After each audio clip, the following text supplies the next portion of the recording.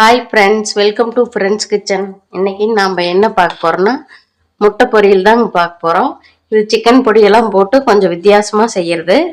அதுக்கு அடுப்பில் கடாய் வச்சு கடலெண்ணெய் சேர்த்திக்கலாங்க.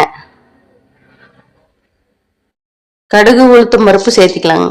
கடுகு வெடிச்சதையும் காஞ்ச மிளகா 4 சேர்த்திக்கலாங்க. பச்சை மிளகா கூட சேர்த்திக்கலாங்க. நான் அதிகமாக பச்சை மிளகா யூஸ் பண்ண மாட்டேன், அதனால காஞ்ச மிளகா சேர்த்திட்டேன். கருவேப்பிலை 2 சேர்த்திக்கலாங்க. பெரிய வெங்காயம் கட் பண்ணி வச்சிருக்கிற அது சேர்த்துக்கலாங்க. வெங்காயம் நல்லா வதங்கி வரட்டுங்க. வெங்காயம் வதங்கிறதுக்கு உப்பு கொஞ்சமா சேர்த்துக்கலாங்க. இன்னொரு 2 நிமிஷம் நல்லா வதக்கி விட்டுலாங்க.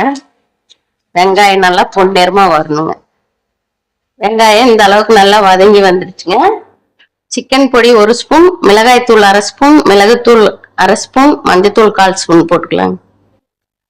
பச்சை வாசனை போற வரைக்கும் 1 நிமிஷம் நல்லா வதக்கி விட்டுறலாங்க. இந்த அளவுக்கு நல்லா வதக்கி விட்டுட்டு முட்டை 10 உடைச்சு ஊற்றி இருக்கிறேங்க, அதை சேர்த்திக்கலாங்க. இது நல்லா கலந்து விட்டுறலாங்க. நல்லா கலந்து விட்டுட்டு தேங்காய் 1/2 மூடி துருவி வச்சிருக்கிறேங்க, அதை சேர்த்திக்கலாம். தூளை கட் பண்ண கொத்தமல்லி கீரை சேர்த்திக்கலாங்க. இதையும் நல்லா கலந்து விட்டுறலாங்க. அவ்வளோதாங்க, ரெடி ஆயிடுச்சு.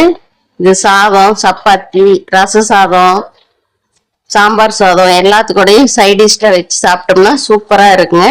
நீங்களே ட்ரை பண்ணிட்டு எப்படி இருக்குன்னு கமெண்ட்ல சொல்லுங்க. இந்த வீடியோ உங்களுக்கு பிடிச்சிருந்தா லைக் பண்ணுங்க, ஷேர் பண்ணுங்க, சப்ஸ்கிரைப் பண்ணுங்க.